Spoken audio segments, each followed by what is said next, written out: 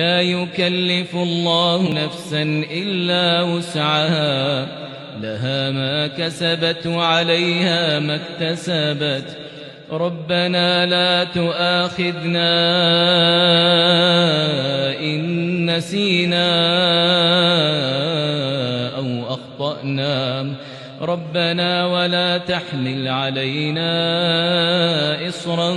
كما حملته على الذين من قبلنا